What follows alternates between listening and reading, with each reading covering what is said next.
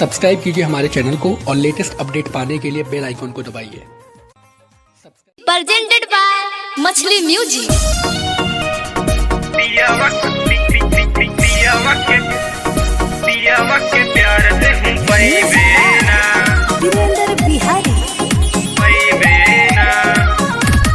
मछली music recording studio विक्रमजोर।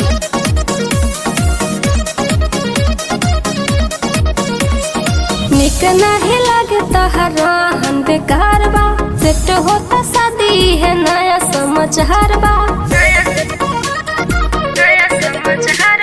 निक नहीं लगे तहरा हम बेकार बा, सेट होता शादी है नया समाचार बा।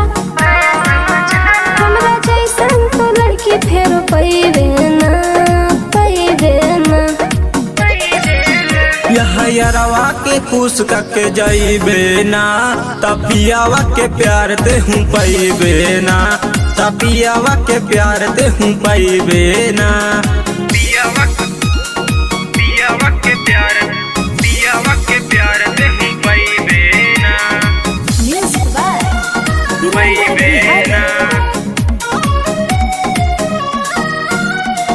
ओकरे ही ना मैं अब तक करब हम सिंगार हो, पियावा के कोरावा में करी हतु प्यार हो, करी हतु प्यार हो। ओकरे ही ना मैं अब तक करब हम सिंगार हो, पियावा के कोरावा में करी हतु प्यार हो, करी हतु प्यार हो। अब तक तो प्यार हमर पैबे ना, पैबे ना। पियरवा के खुश करके जाइबे ना, तपियावा के प्यार दे हूँ पैबे ना, तपियावा के प्यार दे हूँ पैबे ना। पियावा के प्यार दे हूँ पैबे ना, पैबे ना।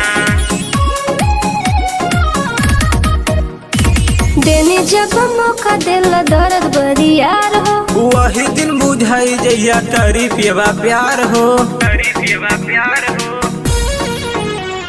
देने जब मौका दिल दर्द बरियार हो, वही दिन बुझाई जइया करी पियवा प्यार हो। आज जैसन ते साथ निभैबे ना, निभैबे ना। पियरवा के खुश करके जाइबे ना, त संदीप के तू प्यार कहीं पाइबे ना, त संदीप के तू प्यार कहीं पाइबे ना।